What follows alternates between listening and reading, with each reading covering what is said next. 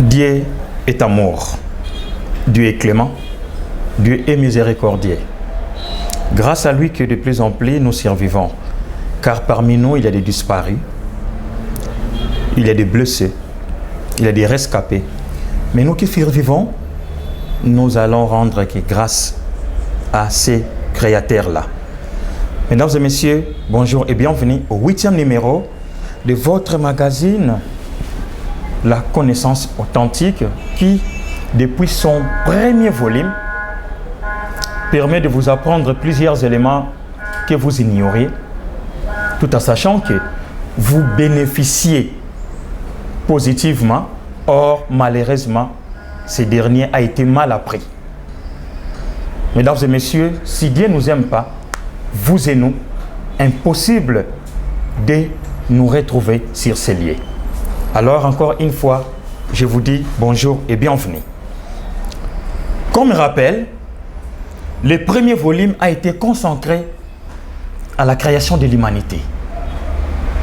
Une notion qui a été bien structurée par les révérends pasteurs, l'inspiré de Dieu, Kikonga Joseph. Tandis que le deuxième volume s'était reposé sur la chasse de Satan du ciel par son maître. Quelque temps après, nous avions abattu le troisième volume qui a été basé sur la création de l'homme par son créateur. Petit à petit, les éléments s'enchaînaient positivement.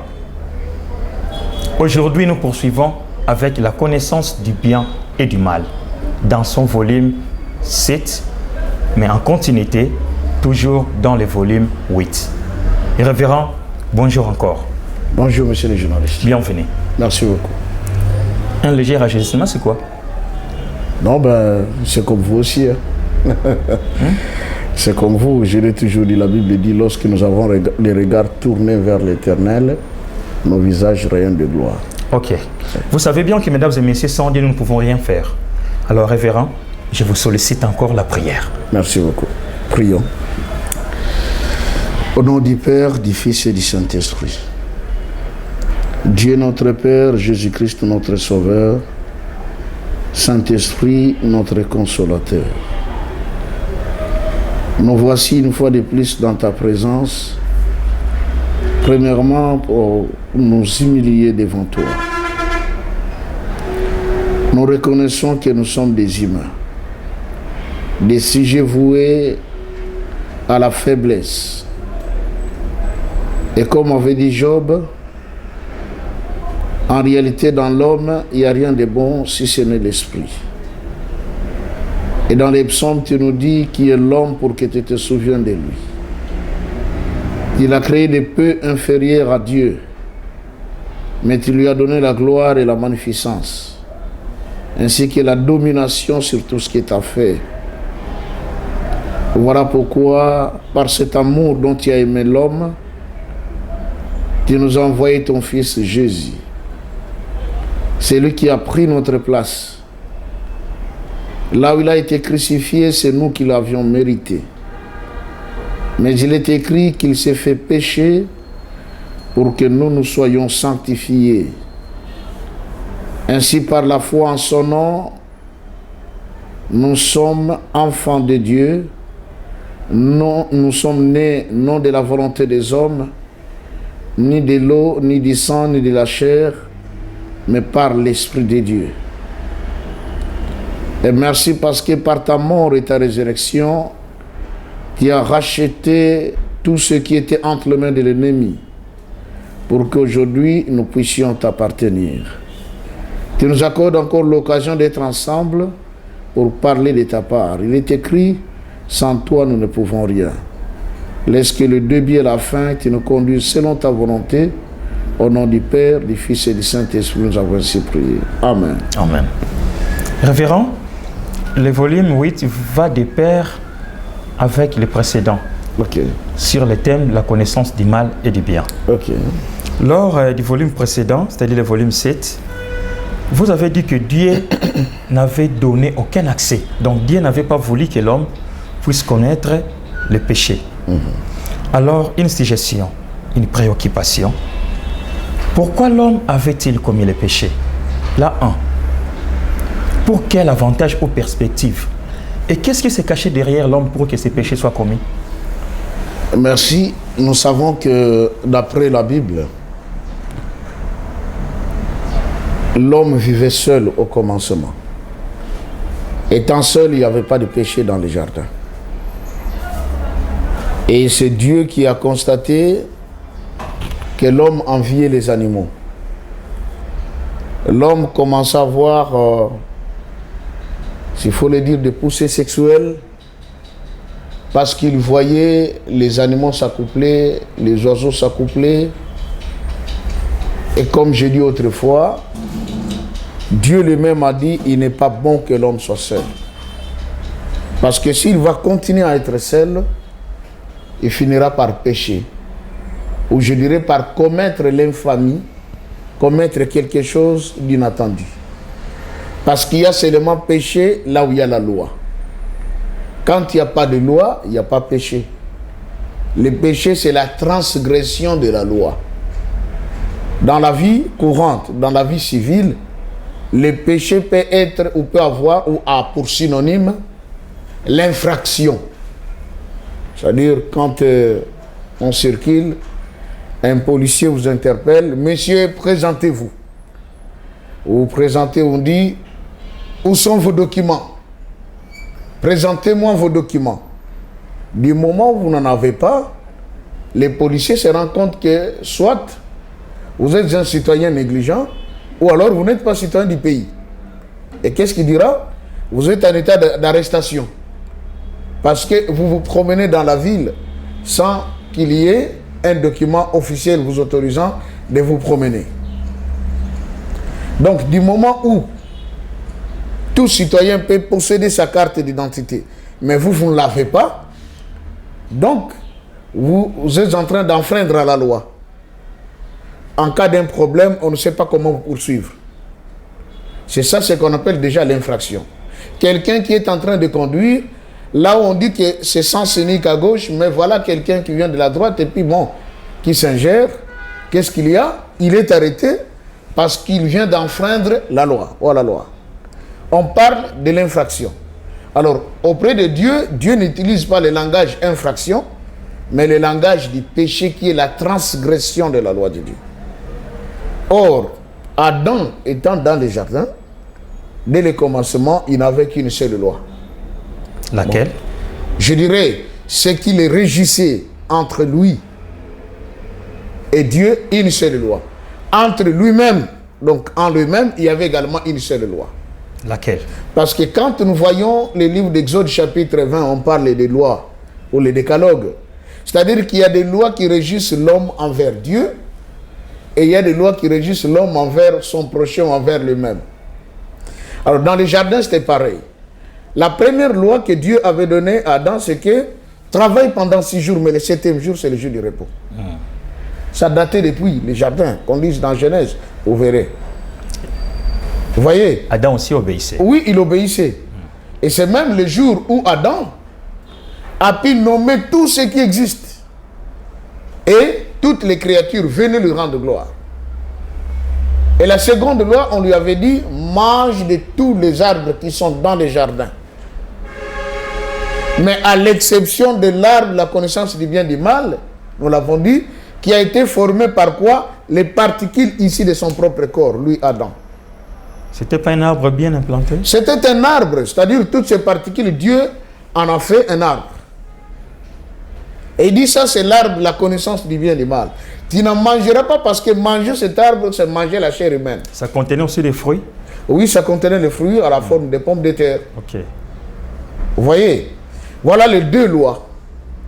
Et lorsque maintenant l'homme commence à envier les animaux, Dieu maintenant prit l'engagement, ou Elohim, je dirais, il s'est dit, descendons maintenant, on doit créer l'homme à notre image et selon notre ressemblance. Je me rends, ou je dirais quoi, je rends grâce à Dieu. Et je me réjouis, pardon. Pourquoi? Parce que petit à petit, on se rend compte qu'on ne prêche pas dans le désert. J'ai suivi beaucoup de serviteurs de Dieu changer maintenant de langage dans les prédications. En disant, Oui, Dieu est un être humain comme nous. Parce que quand il a créé l'homme, l'homme n'est pas un vent, l'homme n'est pas un oiseau, l'homme n'est pas le feu. Mais il a été créé à l'image et à la ressemblance de Dieu. Ça signifie que Dieu est comme nous. Gloire à Dieu. Parce qu'au début, on disait toujours, Dieu, on ne le voit pas, Dieu est esprit. Mais aujourd'hui, du moins, les gens commencent à changer de langage. Parce qu'ils commencent à décrypter les Écritures pour comprendre ce qui est réellement caché là-dedans. Alors, lorsque maintenant Dieu crée la femme, c'est Adam qui a enseigné à Ève les lois qui lui ont été données par Dieu. Qu'écoute, dans ces jardins dans lesquels nous sommes, on a des lois. Les dimanches, que dirais-je, les sabbats, qui est les samedis, on ne travaille pas parce que c'est le 7e jour, on rend grâce à Dieu. Et toutes les créations viendront vers nous. Et puis il lui dit, on peut manger de tout, mais ça là, cet arbre, on ne mange pas. Les jours que nous allons le manger, le toucher, nous allons mourir, a dit Dieu. Malheureusement, nous savons ce qui est arrivé. Le serpent a dit, le diable, pardon, a dit au serpent, pourquoi vous rendez gloire à Adam? C'est votre petit frère. Il est venu en dernier lieu. Vous avez été les premiers à être créés. Au contraire, c'est lui qui doit vous adorer, mais ce n'est pas à vous d'aller l'adorer. Vous savez, par la révélation, on m'a dit ceci. Le premier animal que le diable est venu consulter, ce n'était pas le serpent. C'était le singe. C'était les singes. Oui. Mais les singes n'avaient pas accepté la proposition du diable. Mais le serpent a dit, viens. Mais la Bible, elle n'a pas déclaré. Ah oui, mais j'ai toujours dit, monsieur le journaliste. Oui, oui. Vous savez, merci parce que vous me faites jaillir quelque chose. Hein. Ok. Trop souvent, dans les réveils où j'étais, on disait toujours, frère, il ne faut pas être comme les Juifs. Quand Jésus est venu, au moment où il parlait, il lui disait toujours, ce que te dit Moïse ne l'a pas dit. Ce que te dit Moïse ne l'a pas écrit. C'est ce qu'on dit, hein. Parce que Jésus disait des choses nouvelles. Un jour même, après avoir enseigné, les gens disent, ah, mais d'où lui vient cette sagesse? Il dit des choses, tout ce qu'il dit est merveilleux. Mais les pharisiens, les scribes, les sadducéens, condamnaient Jésus parce qu'il disait, ce qu'il te dit, ce n'est pas écrit. C'est le cas aujourd'hui même dans l'église de réveil. Quand quelqu'un apporte la révélation, on lui dit, frère, c'est bien ce que tu dis, mais ce n'est pas écrit. Or, nous oublions qu'il est écrit que la lettre tue. Mais l'esprit vivifie. C'est l'esprit qui donne la vie. Mais la lettre peut tuer, surtout lorsqu'elle est mal interprétée. Vous voyez ça? Donc on ne peut pas seulement se dire que pour qu'on parle de la chose de Dieu, tout doit être écrit. Il est écrit dans le livre de Jean que si l'on avait écrit toutes les paroles de Dieu et tout ce que Dieu a fait, le monde ne serait même pas à mesure de contenir les livres. Et je répète encore en disant que la Bible que nous lisons, ce n'est qu'une infime partie de la parole de Dieu. Et surtout encore, ces premiers livres qui avaient ces 115 livres, dont on a ôté un grand nombre pour ne laisser que 66 livres. Imaginez ça. Donc, si quelqu'un me dira, pasteur, ce que tu dis là, ce n'est pas écrit, qu'il reste dans la position des pharisiens. Donc, le premier animal consulté par les diables, c'était les singes. C'était les singes. Oui. Mais les singes n'ont pas donné l'accès. Mais le premier animal créé par Dieu, c'était les serpents que vous venez de dire. Le premier animal créé par Dieu? Oui, la première créature. Non, la première créature sur la terre. Du côté animal. Du côté animal, Dieu habite. Ok, d'accord. Il n'a pas créé. D'accord. Il a parlé. Ok. Que la terre produise des animaux. Ça va. Des reptiles, de toute espèce, tout sortait. Ok, poursuivez. Alors maintenant, à la femme, Adam a insisté. Et j'ai dit, c'est le diable qui vient coopérer avec le serpent. Et il lui dit, mais c'est pas normal, vous ne pouvez pas continuer à l'adorer. Il vient après vous. Le serpent dit, oui, mais tu as raison. Or, c'était encore un enseignement de vouloir simplement persuader les serpents pour que le diable trouve comment s'introduire dans les jardins. il est à noter que le diable ne vivait pas dans les jardins, mais il était en Éden. Mais il n'était pas dans les jardins. Les jardins étaient clôturés spirituellement. Ok. Maintenant, il veut escalader le mur du jardin parce que le serpent lui ouvre la voie. Le diable entre dans le serpent. C'est là qu'il va aller tout droit vers qui? Ève. Mais le Créateur observait. Oui, il observait. Pourquoi il observait? C'est comme M. Bob qui a un fils qui a déjà 10 ans, 12 ans. Il sait déjà distinguer le bien et le mal. Hein? On allume le feu et vous voyez votre enfant qui joue avec le feu. Mais qu'est-ce qu'on dit? Quand un enfant est en train de jouer avec le feu, mais laissez-le. Parce que quand il va se brûler, il comprendra qu'il était face au danger. Ne voyez-vous pas qu'en vivant tous ces spectacles-là, Oui. Dieu aussi est malin? Non, Dieu n'est pas malin. Mais il a donné accès, il a autorisé. Dieu, de toutes les créatures qu'il a placées dans l'univers, il n'y a pas une créature qui dépasse l'homme. Parce que l'homme est le seul être créé à l'image et à la ressemblance de Dieu, à qui Dieu a doté le pouvoir, a doté la conscience. Vous imaginez ça? Ok. Donc l'homme est presque l'égal de Dieu.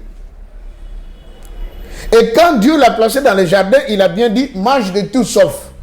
C'est-à-dire, compter sur l'obéissance de l'homme. Sa ressemblance physique. Vous comprenez? Et je vais encore ouvrir ici, monsieur le journaliste. L'arbre de la connaissance du bien et du mal n'était pas l'acte de fornication. Non. Ce n'était pas le rapport sexuel comme ça se dit dans beaucoup d'autres églises. C'est faux. Parce que dès le début, nous avions dit, quand Dieu a créé Adam, il crée Ève. Ce n'était pas des bébés qu'il a créés, c'était des personnes adultes qui étaient dotées des organes génitaux normaux et fonctionnels, dotés également des hormones dans leur corps, pour qu'il y ait la pulsion sexuelle. Dieu a déjà doté. Et il a dit, je vous bénis, multipliez-vous, remplissez la terre, assujettissez-la. Il y avait déjà l'ordre. Mais l'arbre de la connaissance du bien et du mal était réellement un arbre qui a été créé par Dieu à partir des particules issues du corps de l'homme et dont cet arbre servait de signe d'alliance entre l'homme et Dieu. Vous comprenez? Oui. C'était le signe de l'alliance de l'homme et Dieu. Cette alliance qui était basée sur l'obéissance. Tu mangeras de ceci, mais là ne touche pas. Tu dois obéir. C'est ça ce que Dieu voulait dire à l'homme. Et je place cet arbre pour que ce soit un signe d'alliance. En soi, ce n'était pas un arbre porteur de péché. Non. Mais c'était un arbre sacré. Alors, qu'est-ce que je veux dire, monsieur le journaliste? Il y a une fusion entre le serpent et le diable. Oui. Mais je voulais parler d'un point. Il n'existe pas une relation entre Dieu et l'homme sans alliance. Tout comme il n'existe pas une relation entre un homme et une femme sans alliance, il n'existe pas une relation entre une nation et une autre sans alliance. Cette alliance se procède comment? C'est une parenthèse. Merci. L'alliance, c'est quelque chose qui régit deux individus, deux personnages. Alors, qu'est-ce qui se passe dans une alliance? Dans une alliance, nous avons besoin de trois éléments principaux. Et peut s'ajouter un quatrième. Mais les trois éléments principaux d'une alliance sont, premièrement, la parole de l'alliance. Et je voulais encore annoncer en passant à tous ceux qui nous suivent. J'ai écrit tout un livre sur les alliances qui est en train d'être vendu aujourd'hui sur Amazon. Donc si quelqu'un a un compte Amazon, il n'a qu'à aller dans la barre de recherche pour taper les alliances avec Pasteur Joseph. Il verra le livre. C'est un e-book, en brochet et en dur. Donc il y a trois formats qui se vendent. Les paroles de l'alliance. Alors, il y a la parole de l'alliance. Par parole d'alliance, on sous-entend quoi? La parole d'honneur que l'on prononce, que l'on sorte de sa bouche pour régir une alliance. Ok. En l'occurrence, lorsque David a été choisi par Dieu pour remplacer Saoul, Saoul avait un fils qui s'appelait Jonathan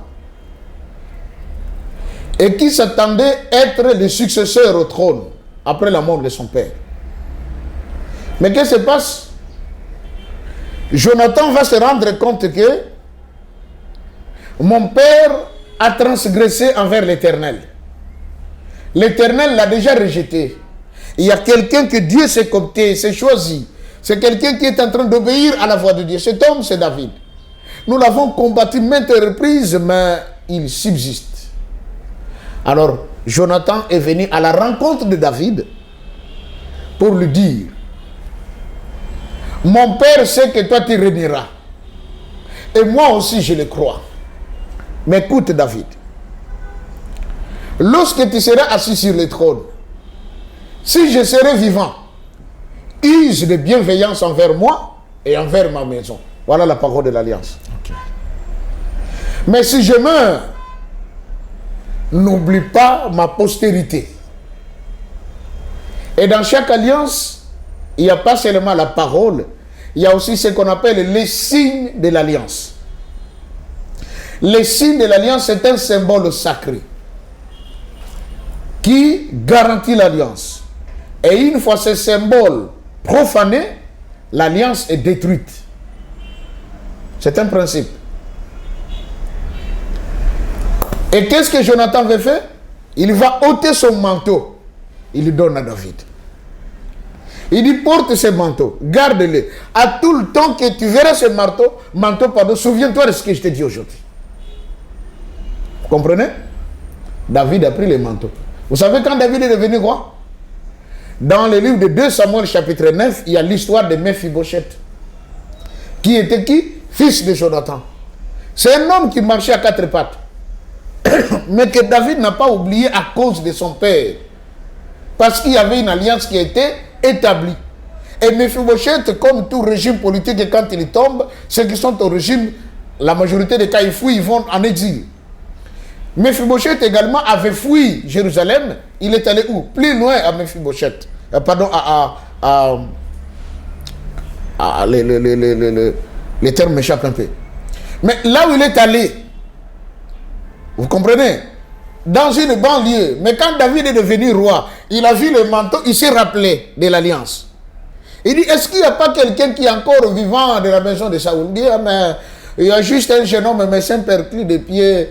Il est à Lodebar, voilà. À Lodebar, plus loin, plus loin. David dit: allez les chercher. La finalité, ce monsieur-là, le perclus de pied, qui marchait à 4 pattes, est venu se retrouver dans le palais royal, mangeant à la même table que le roi, à cause de l'alliance. Okay. L'homme et la femme étant dans le jardin, la parole de l'alliance de Dieu était: manger de tout ce qu'il y a dans le jardin, sauf cet arbre. C'est ça la parole. C'est-à-dire, vous mangez, sauf celui-ci. Si vous touchez à ce qui est sauf, vous avez désobéi à la loi de Dieu. Et le signe de l'alliance qu'il y avait dans les jardins, c'était l'arbre de la connaissance du bien et du mal. On ne pouvait pas les toucher. On ne pouvait pas les profaner. Toucher, profaner à ce signe, à cet arbre, c'est porter atteinte à l'alliance. C'est comme ça que vous verrez, même Dieu, quand il a chassé Adam et Ève, la Bible ne dit pas que Dieu s'est donné corps et âme en mangeant maintenant les fruits. Pardon, de cet arbre. Non. Et le troisième élément dans une alliance, ce sont les clauses de l'alliance. Par clause, c'est quoi? C'est que ce qui doit advenir au cas où l'alliance est profanée. Dieu a dit à l'homme: mangez de tout, Sauf. Et cet arbre, comme je dis, était l'arbre de la connaissance du bien et du mal, qui était le signe de l'alliance entre Dieu et l'homme, une alliance basée sur l'obéissance. Et que s'est-il passé quand l'homme a touché à l'arbre? Dieu avait déjà prévenu. Les jours où vous en mangerez, vous mourrez certainement. Vous entendez? C'est ça les clauses. Si vous mangez, qu'est-ce qui viendra? C'est la mort. Un avertissement bien établi. Qu'est-ce qui se passe, monsieur le journaliste? Quand on dit, ah non, le péché d'Adam et Ève, c'était la fornication, c'était l'adultère. Et qu'est-ce qu'ils avaient comme alliance avec Dieu? Pensez-vous que Dieu peut marcher avec un peuple sans alliance? Avec un individu sans alliance? Un vrai serviteur de Dieu, appelé par Dieu pour le servir, est toujours en alliance avec Dieu. Et il y a des principes qu'il observe. Papa d'Angenda qui était, regardez le rang, mais il dit, mon père m'a donné 5 lois que je dois observer. 5. Et il m'a dit, si j'arriverai à accomplir ces 5 lois, alors la voie céleste m'est ouverte. Vous imaginez? Je saute encore un peu pour essayer d'anticiper. Le président Mobutu devient président de la République du Zaïre. Qui l'a béni? C'est fils papa Joseph Ngenda Kuntima. En date du 17 mai 1958. Il lui dit, écoute la parole de Dieu. Dans les jours à venir, tu deviendras un grand chef dans ce pays. Mais n'oublie pas mon père. N'oublie pas son église. N'oublie pas ses fidèles. Le 24 novembre 1965, Mobutu devient président. Il vient voir papa Ngenda pour lui dire, maintenant, ce que tu m'avais dit est accompli. Comment je dois marcher? Papa Ngenda lui dit, je te donne seulement 3 lois qui vont constituer notre alliance entre toi et moi. C'est qu'un chef ne peut pas avoir 2 femmes. Un chef ne boit pas de liqueur ou de boissons enivrantes. Un chef ne peut pas avoir 2 dieux. Mais de tout ça, franchement, le président Mobutu était tombé. Vous comprenez? Dans chaque alliance, monsieur le journaliste, il y a ces 3 éléments principaux qui ne s'écartent point. C'est pareil quand on se marie. Les jours qu'on se marie, qu'est-ce qu'on dit? Chérie, je t'aimerai pour le meilleur et pour le pire. Et puis on ajoute, rien ne me séparera de toi, si ce n'est la mort. Aujourd'hui encore une formule, on ajoute, ou l'enlèvement de l'église. Là, c'est la parole de l'alliance. C'est la parole de l'alliance. Mais savez-vous que beaucoup de mariages qui sont célébrés dans nos églises n'ont pas de clause de l'alliance? Il n'y a pas de clause. Il y a que la parole et le signe. C'est incomplet. C'est incomplet. J'ai contredit, moi, la phrase « Je t'aimerai pour le meilleur et le pire ». Monsieur le journaliste, laissez-moi ouvrir cette petite parenthèse. Dire à une femme « Je t'aimerai pour le meilleur et le pire », c'est le pire danger auquel l'homme s'expose. Ah bon? Oui. Donc les pasteurs commettent tant d'erreurs. C'est une grosse erreur. Grosse erreur, je vous dis. Vous savez le pourquoi? Donc il faut supprimer ces termes-là, cette expression. En disant à une femme, je t'aimerai pour le meilleur et le pire, ça signifie qu'il ne faut pas qu'il y ait même divorce. Quel que soit le cas. Je dis bien, quel que soit le cas. Parce que c'est vous qui avez dit devant Dieu, devant les hommes, devant les anges, chérie, je le jure, je le dis devant Dieu, devant les hommes et ces saints anges qui nous entourent, je t'aimerai pour le meilleur et le pire toute ma vie jusqu'à ce que la mort nous sépare. Ah! On nous a induit en erreur. Hein? Et je supplie au pasteur qu'on change cette phrase-là. Savez-vous, monsieur le journaliste, qu'il y a beaucoup de gens qui vont se retrouver dans les lieux de tourment à cause du mariage? Vous marchez bien sur la terre, vous faisiez de bonnes choses sur la terre. Mais à cause seulement du mariage, et puis bon voilà, vous vous retrouvez dans les lieux de tourment. Pourquoi? Quand on prend une femme en mariage, parce qu'elle encore dehors, elle est belle. Lorsqu'elle place ses cheveux de l'autre côté, là, votre cœur est emporté. Lorsqu'elle porte peut-être son petit ou sa petite jupette, et puis bon voilà, on est emporté, on dit c'est elle que je veux, c'est elle que je veux. Une fois se retrouver dans la maison, c'est une femme prostituée. Vous imaginez? Ah, monsieur Bob, on a attrapé votre femme en flagrant délit d'adultère avec un homme. Vous n'avez pas le droit de dire à votre femme, partez, vous me laissez en paix. Non, parce que vous lui avez dit le jour de votre mariage que vous l'aimerez pour le meilleur et le pire. Ce qui est arrivé, c'est le pire. Vous devez continuer à l'aimer. Comprenez ça? Oui. Maintenant, revenons. Je suis toujours là. Ok. C'est très important. Ok. Chérie, je t'aimerai pour le meilleur et le pire. Quand vous l'avez pris, elle était la Miss congolaise. La femme la plus belle du Congo. Mais vous oubliez que quand une femme commence à donner naissance aux enfants, quelquefois, elle prend du poids. Et quand elle prend du poids, elle devient trop grasse. Là, on dit, ah, moi, c'est pas mon goût, ça. Moi, j'aime des femmes, hein, mais celle-là. Et puis, l'homme commence à créer des problèmes pour répudier cette femme et prendre une autre. Tu avais dit, je t'aimerai pour le meilleur et le pire. Une fois, j'ai dit, hein, dans une émission, la femme est là à la cuisine en train de te préparer du repas, et pouf, ça s'enflamme là-dedans, tout son visage est brûlé. Et puis vous allez dire, mais écoutez, c'est pas une femme que je saurais encore présenter devant les gens parce qu'elle a tous les côtés brûlés, vous voyez, c'est quand même honteux. À mon niveau, je ne peux pas. Ah mais madame, tu vois, on commence à créer des problèmes, soit qu'elle reste un rideau à la maison, ou carrément on la répudie, on la renvoie chez elle en famille pour chercher une autre. Mais tu avais dit que je t'aimerais pour le meilleur et le pire. Pour la plupart, les fonds, mais il y a aussi les exceptés. Hein. L'exception réside sur quel point? Il y a des personnes exceptées. L'exception va résider sur les points où, avant de prononcer ces paroles, vous êtes prudent. Comment? Chérie, je t'aime de tout mon cœur.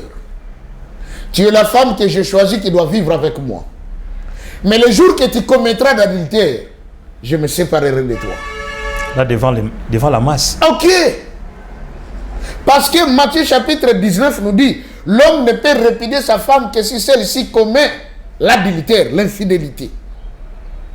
Alors, si elle a commis l'infidélité, il ne faut pas que l'on retrouve dans les clauses de votre alliance que vous avez dit à votre femme, vous l'aimerez pour le meilleur et le pire. C'est très important. Là, les gens se mettent une corde au cou. Si l'on peut changer de formule dans les églises, il faut aimer quelqu'un. Peut-être Jésus, la sœur, c'est elle qui prophétisait à l'église, c'est elle qui parlait à l'église, c'est elle, quand elle donnait le message, tout le monde croyait. Mais quand elle se retrouve dans la maison, vous vous rendez compte que c'est une vraie sorcière.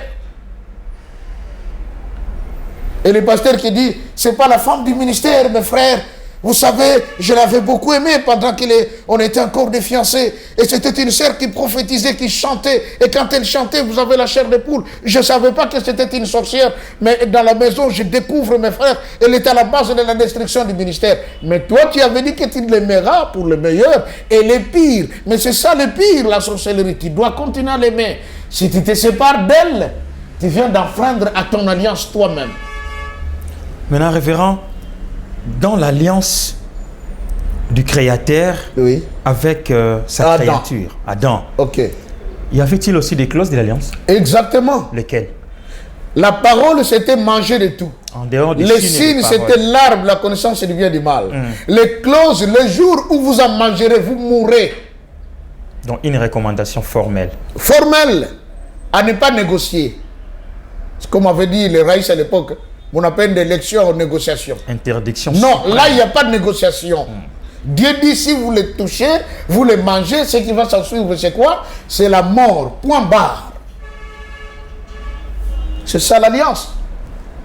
Même en politique, regardez ce qui se passe. Quand deux partis politiques viennent s'allier, il y a toujours une parole, il y a des clauses, il y a les signes. Et vous verrez, le jour qu'ils s'allient, ils prennent le drapeau de celui-là et le drapeau de l'autre parti, ils les mettent ensemble pour vous dire, voici notre signe d'alliance. Les clauses, c'est que, écoutez, une fois à remporter les élections, nous allons nous partager les postes. Vous allez prendre peut-être la primature, nous prendrons la présidence. Mais si vous arrivez au pouvoir, que vous faites le contraire, qu'est-ce qui s'ensuit? C'est des assassinats. Vous comprenez? L'autre parti s'insurge en qui? En opposant. Et puis, c'est lui qui commence à troubler l'activité gouvernementale. C'est pareil. C'est ce qui s'est passé dans les jardins. Le diable savait qu'il y a quelque chose de point fort qui est en train de réguler l'homme envers Dieu. Si j'arrive à atteindre ce point fort-là, l'homme va être également chassé du jardin comme moi je l'ai été. Et le diable regardait quand il est venu dans le jardin. Est-ce qu'il a demandé que Dieu vous a-t-il interdit de danser? Non. Est-ce que le diable a dit à Ève, Dieu vous a-t-il interdit d'aller nager dans le fleuve? Non. Manger. Mais il vient tout droit vers le but. En utilisant le verbe manger. Ok. Dieu a-t-il réellement dit que vous ne mangerez pas des fruits des arbres qui sont dans les jardins? Pourquoi? Pourquoi le diable avait dit ça? Le diable n'est pas omniprésent. Mais il a été soufflé par les serpents. Que tels qui sont là, ils mangent de tous les fruits, mais sauf il y a un arbre auquel ils ne touchent pas. Voilà l'information. Vous savez, M. Bob, si quelqu'un veut vous détruire, qu'il est du dehors, il viendra toujours coopérer avec quelqu'un du dedans pour vous trahir. C'est un principe. Le Christ, pour qu'il soit arrêté, il a fallu que Judas soit là. Lui qui devait donner l'information aux autres. Et le lieu où le Christ se retrouverait en prière en ce moment-là. Beaucoup de nos autorités, les présidents, les ministres, de ceux-ci, quand ils sont tués ou ils connaissent des problèmes, ceux qui les trahissent sont toujours dedans. Ainsi, dans la culture Congo, on dit, ce qui détruit les grains d'haricots se trouve dans l'haricot. Révérend, une petite question. Oui. Y avait-il que les serpents ou d'autres animaux qui étaient comme des témoins oculaires au moment où Dieu donnait des recommandations formelles auxquelles Adam devait obéir? Parce que vous venez d'évoquer le cas d'un animal, les serpents. Ok. Lorsque Dieu donnait des instructions, ok, il était lui et l'homme.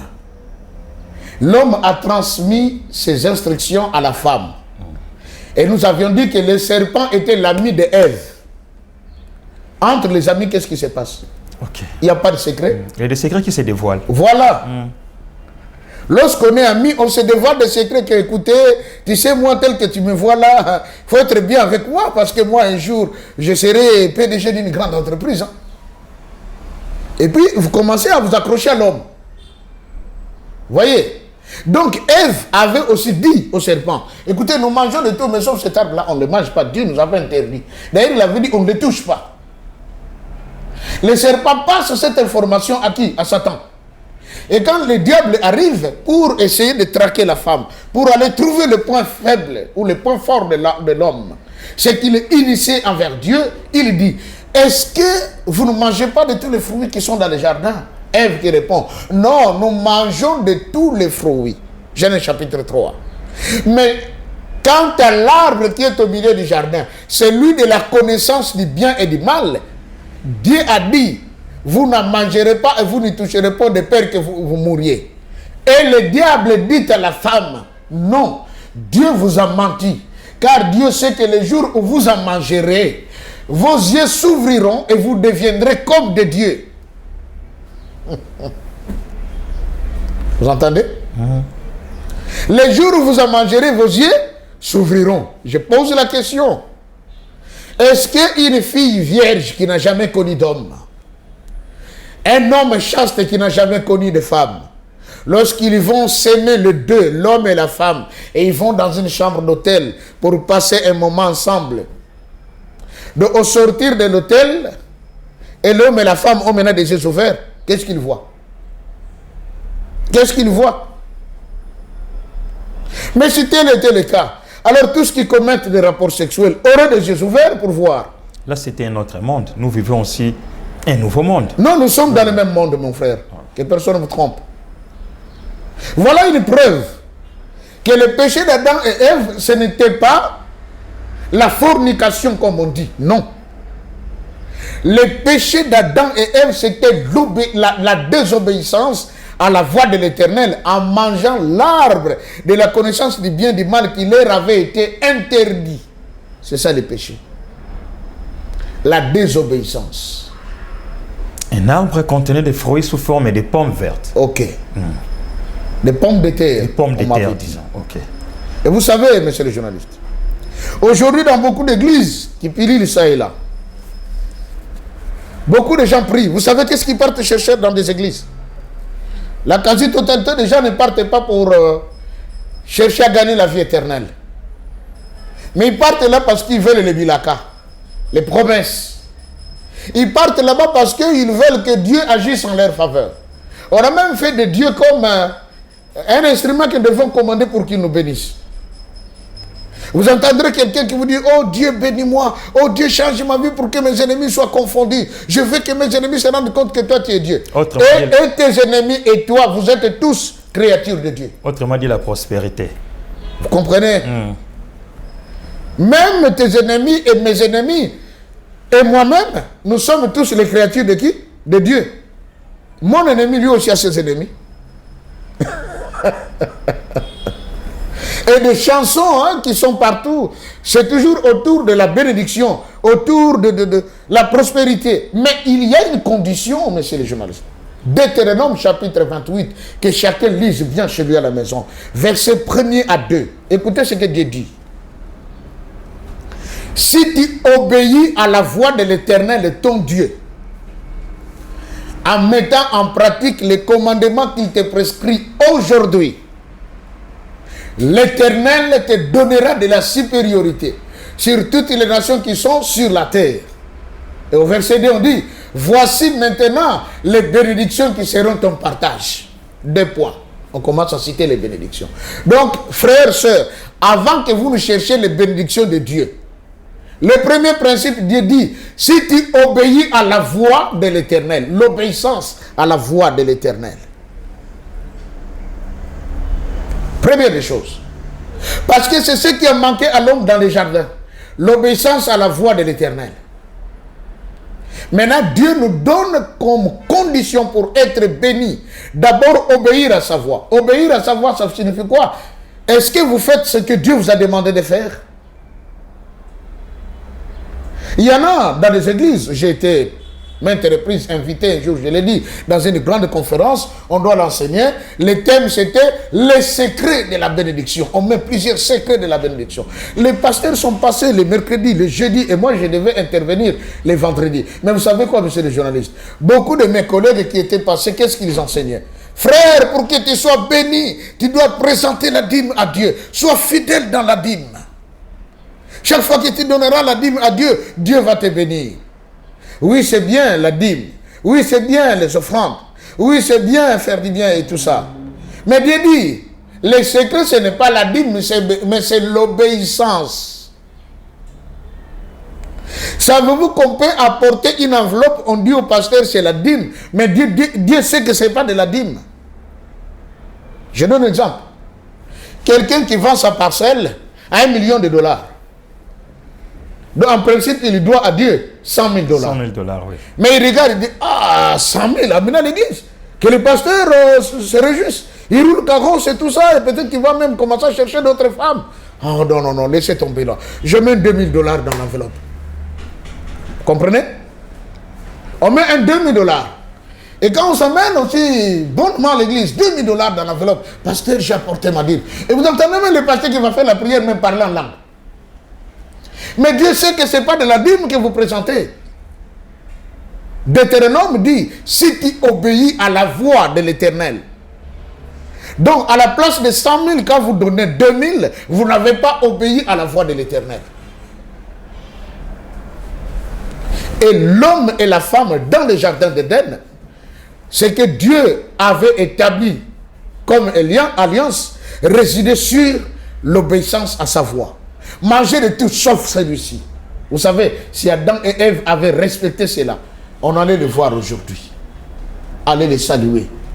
Allez causer avec eux. Révérend, alors, qu'est-ce qui arriverait après les péchés commis par Adam et Ève? Puisque du camp du diable, il y avait une réjouissance totale, une satisfaction infinie. Mais Dieu était dans les regrets. Il était dans les regrets parce qu'il s'est dit... Mais moi, je pensais que l'homme, avec toutes les facultés que je lui ai données, il garderait cette loi. il comprendrait l'importance de cette loi. Mais comment il s'est laissé berner par un animal? Vous savez, j'ai toujours dit, monsieur le journaliste, je suis désolé pour tous qui pratiquent l'occultisme. Au lieu de servir le Créateur, celui qui a fait les cieux et la terre, vous servez le diable qui est un animal.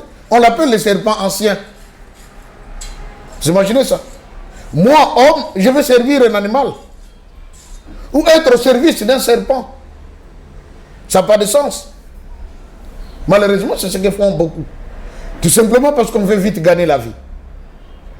Lorsque la femme a mangé les fruits, la Bible est claire, les yeux de l'un et de l'autre s'ouvrirent.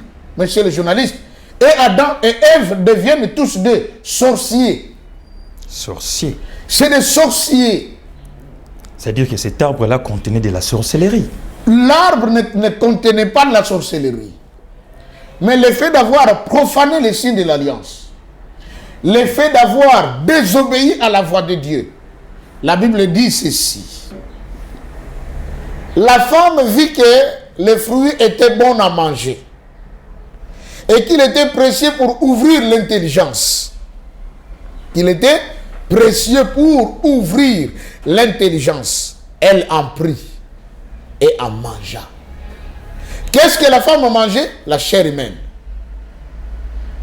Ce qui n'est pas toléré. Une chair humaine faite en forme de pomme. La femme en a mangé. Ok. Qui le donne? C'est le diable. Donc le diable a pris son esprit. Il place maintenant dans les fruits et puis on donne à la femme. La femme mange. La femme reçoit l'esprit diabolique. Tout en contaminant aussi.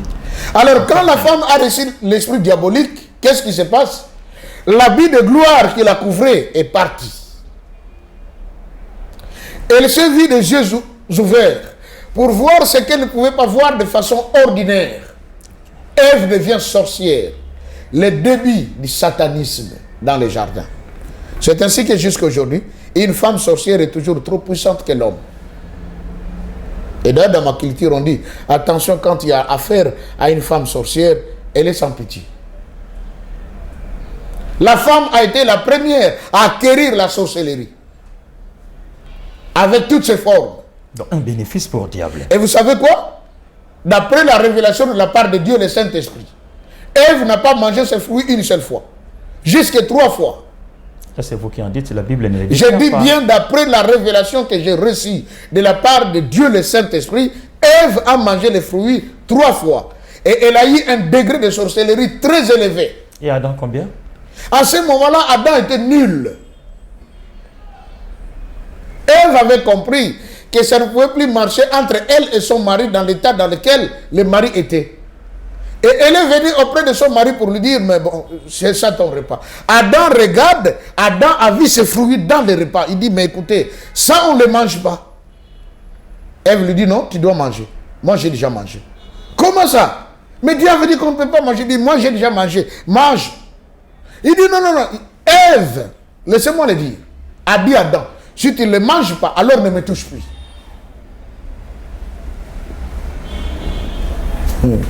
Toutes ces paroles n'ont jamais été déclarées dans la Bible. Ok, merci beaucoup. Étant inspiré, je vous accorde.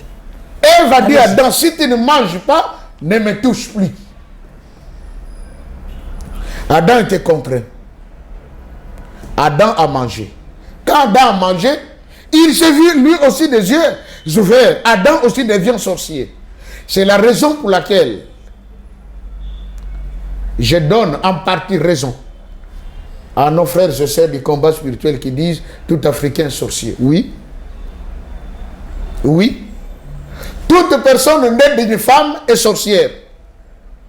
Parce qu'elle a hérité quelque chose de ses pères. C'est ce qui a fait, monsieur le journaliste. Comme l'homme et la femme, c'est-à-dire quoi? Le troisième œil s'est ouvert. Il commence à voir. Et qu'est-ce qui habitait en eux? 2 esprits. Il y avait à la fois l'esprit de Dieu et de l'autre côté l'esprit du diable. 2 esprits dans un seul homme. C'est une catastrophe. L'esprit de Dieu n'a pas été évacué? Non, pas encore. Demeurait toujours. C'était encore dans l'homme. Ainsi, vous verrez dans Genèse 5, on dit quoi? L'Éternel vit que l'homme s'était corrompu, il regrettait de l'avoir créé. Nzambe, Dieu. Dieu a regretté d'avoir créé l'homme. Permettez-moi de vous faire une rétrospective là. Oui. Lors du volume 7, vous avez dit que après avoir commis ses péchés, Dieu avait regretté, mais n'avait pas puni l'homme. C'est la femme qui a été punie, On y va. les diables, Oui. y compris les serpents. On y va. Mais la question, qu'est-ce qui arriverait après les péchés commis par Adam et Ève? Mais on y va. monsieur Ah le d'accord, journaliste. allez-y. Quand les deux sont devenus des sorciers, dans le livre de Japhet, ok, et de Jubilé, on dit ceci. Tous les arbres du jardin avaient fait tomber leur feuillage. Et tous les arbres étaient nus. Les seuls arbres qui étaient restés avec des feuilles, c'était les figuiers sauvages. Où l'homme a fait recours d'aller prendre ses feuilles pour se couvrir la nudité. Les bons lecteurs de la Bible connaissent ces choses. Nous sommes dans le livre de Genèse, chapitre 3, chapitre 4. C'est ça que nous sommes en train de développer aujourd'hui. C'est que maintenant, qu'est-ce qui se passe? Ils se sont fait des habits jusqu'à fuir la présence de Dieu. Vous savez quoi, monsieur le journaliste? Quand un enfant de Dieu pêche, la première chose qu'il fait, c'est quoi? Que le diable lui incite. C'est de fuir la présence de Dieu. Tu sais, tu as péché. Fuis, ne reste pas là parce que Dieu est 50, il viendra, risque de te taper. Il risque de te faire du mal. C'est comme ça, vous voyez, quand un enfant de Dieu pêche, il commence à fuir même l'église. Et de deux, quand il est chez lui à la maison, prendre du temps pour plier ses genoux pour prier, ça devient tout un problème. Vous verrez le soir quelqu'un qui vous fait juste là et puis il se jette au lit. Mais révérend, dans quelle forme les deux personnes s'est trouvées avant de commettre cette erreur-là? Dès le départ, la Bible dit que l'homme et la femme, tous deux étaient nus et ils n'en avaient point honte. Parce qu'ils étaient habillés d'un habit de gloire de Dieu. Ok. Mais quand le péché est arrivé, l'habit de gloire est parti. Ils se sont rendus compte qu'ils sont nus. Parce qu'ils commencent à comprendre le bien et le mal. C'est-à-dire qu'au début, Adam connaissait que le bien. Ève connaissait que le bien. Voilà encore une preuve qu'ils étaient réellement comme Dieu. Parce que dans Dieu, il n'y a pas le mal comme tel. C'est comme ça que Dieu s'est séparé du mal en créant le diable et Satan. J'avais dit la fois passée, le positif et le négatif. Ok. Pour donner la force, Ok. la puissance. Ils ont fait recours à l'arbre. Vous comprenez? Ils ont fait recours à l'arbre pour se couvrir la nudité. Mais les feuilles, elles sont temporelles. Une fois frappées par le soleil, qu'est-ce qui va s'en suivre? C'est qu'elles vont faner et puis tomber. Ainsi, la Bible dit, Dieu lui-même va tuer un animal, un agneau, et il prit la peau pour les recouvrir. Voilà encore la bonté de Dieu. En dépit des péchés commis, mais Dieu vient quand même couvrir l'homme et la femme. De ce qui est du moins pas temporel comme tel, mais ce qui doit prendre du temps dans l'homme. C'est-à-dire, Dieu couvre quand même le mal commis par l'homme. C'est là où je dis, l'homme a été chassé du jardin, mais il n'a pas été chassé dans la pensée de Dieu.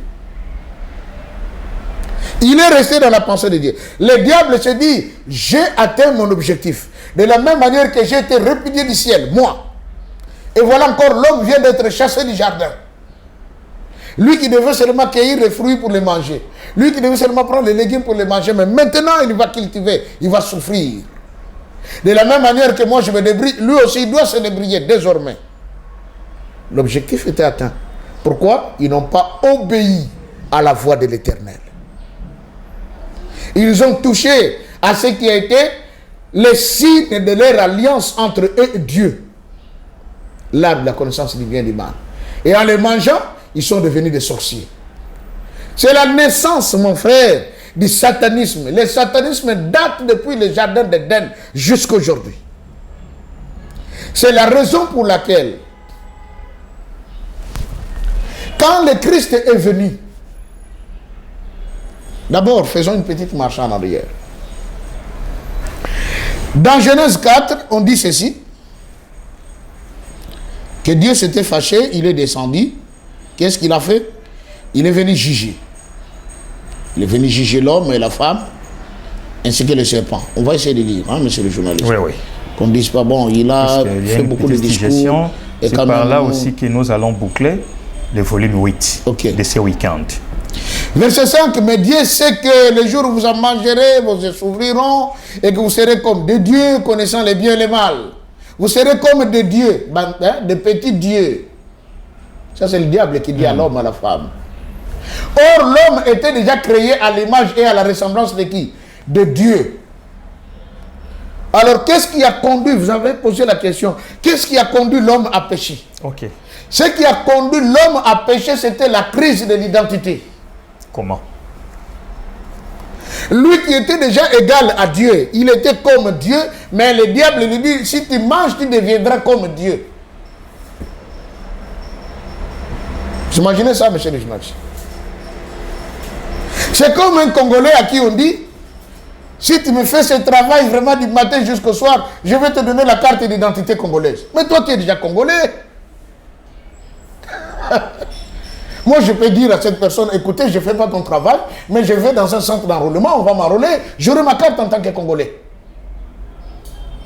Adam et Ève, ce qui les a poussés à pécher, c'est la crise de l'identité. Ils ne se connaissaient pas. Voilà encore, je reviens pour dire, monsieur le journaliste, ou par dire, quand on vit sur la terre et qu'on ne se connaît pas, on va vous manipuler. Vivre sans se connaître, c'est la pire des bêtises pour l'homme. Quand vous vivez sur cette terre, vous devez vous connaître, vous êtes qui? Pourquoi vous existez? Par quelle voie et moyen? Il y a plusieurs voies. Parce qu'il y a ceux-là qui s'ignorent. Il est vrai qu'il y a deux voies. Il y a la voie divine et il y a la voie satanique. Il y en a pour aller trop vite, ils ne veulent pas Dieu, ils sont allés près du diable pour leur dire ce qu'ils sont. Et qu'est-ce que vous savez ce que le diable fait? Il va vraiment vous détailler ce que vous êtes et puis vous dit, je vais te promouvoir, question seulement que tu me serves. Mais lui, quand il lui donne à la main gauche, il lui retire à la main droite, il frappe. Il n'y a que Dieu, quand il donne pour toujours. Mais Dieu, s'il veut vous révéler ce que vous êtes, monsieur le journaliste, c'est très simple. Il vous le dit dans des songes, dans des visions. En parole de connaissance. Par conviction. Tel que vous êtes là certainement, avant que vous ne deveniez journaliste, un jour dans votre jeunesse, vous aviez peut-être vu quelqu'un qui était journaliste et vous avez trouvé un bon talent en lui et vous vous disiez, je serai comme cet homme. Évidemment. Dieu parle aussi de plusieurs manières. Il y en a qui sont devenus pasteurs. Ce n'est pas seulement du jour au lendemain, mais parce que chaque jour quand il dort, dans son rêve, il se voit être qui? Pasteur en train de prêcher. Mais Dieu lui dit déjà ce qu'il est. Papa, si vous demandez ceux qui sont venus des présidents de nos pays, ils vous diront toujours, un jour j'avais fait un rêve, je suis devenu président. C'est ça la vérité. Dieu fait connaître à chacun. Ainsi on dit, l'Éternel, Amos 3:7, ne fait rien sans avoir révélé son secret. Dieu révèle. Si vous êtes incapable de connaître ce que vous êtes, Dieu peut vous parler au travers de quelqu'un d'autre pour vous dire ce que vous êtes. Et Adam et Ève, ils étaient créés à l'image et à la ressemblance de Dieu. Ils étaient de Dieu. Ils étaient comme Dieu. Mais le diable dit, les jours où vous en mangerez, vous deviendrez comme des dieux. Ève, emportée par cette parole. La crise de l'identité. Ils ont été vaincus. Voilà. La femme vit que l'arbre, nous l'avons dit, les yeux de l'un et de l'autre s'ouvrirent. Alors ils entendaient la voix de l'Éternel Dieu qui parcourait le jardin vers le soir. Et l'homme et sa femme se cachèrent loin de la face de l'Éternel Dieu, au milieu des arbres du jardin. Ils sont allés se cacher dans la forêt équatoriale. Au milieu des arbres du jardin. Les arbres qui sont dans les jardins de Dieu. Les jardins de Dieu, le paradis terrestre, c'est l'est de la RDC depuis le Katanga jusqu'en province orientale, une partie de l'Équateur. Ça, c'est le paradis. Et c'est là qu'il y a la grande forêt équatoriale. Adam et Ève, quand ils ont péché, ils sont allés se cacher dans la forêt équatoriale. Parce qu'ils ont entendu la voix de Dieu. Quand quelqu'un pêche, il n'aime plus entendre la voix de Dieu, il a peur. C'est des choses qu'on a vécues. Frère, pourquoi tu ne viens plus à l'église? Ah, papa, il n'y a rien, vraiment. Je suis trop pris ces derniers temps. Il y a tel travail. Un autre jour, il vient et commence à confesser. Papa, vous voyez, quand je ne venais plus à l'église, c'était le moment où je m'étais trop pardonné vraiment la fornication. Papa, j'ai pris telle fille, telle fille, telle fille. Là, au moment où je parle, papa, je suis atteint de sida. Ah, mais il est trop tard. Mesdames et messieurs, Adam et Ève avaient connu une telle erreur, une grave erreur, une grosse erreur, par la crise d'identité. L'a ajouté le révérend pasteur Joseph Kikonga. C'est par ici que nous mettons un terme à ce 8e volume consacré à la connaissance du bien et du mal. Ce numéro nous est riche, c'est-à-dire que même dans les volumes 9 et 10, je crois que le révérend pasteur, dans son inspiration, dont il bénéficie de Dieu, nous révélera encore tant d'éléments. Nous voici à la fin. Merci beaucoup à toute l'équipe technique. Aujourd'hui, nous palpons, voire même la présence de Saint-Denis Pakou, le père des jumeaux. Merci beaucoup d'y être. Merci à Papa Mananga aussi de l'avoir accompagné. Merci à notre producteur, Papa Douda, pour l'initiative, accompagné toujours de Rofgen, qui ne laisse jamais. Merci beaucoup à Maman Ginette Samba pour la coordination et à Grâce Massamba pour le montage. Je vous souhaite un excellent week-end et retrouvons-nous la semaine prochaine. N'oubliez pas de suivre cet élément chaque mercredi et samedi. Que Dieu vous bénisse et à très bientôt. Merci révérend. Merci, monsieur le journaliste.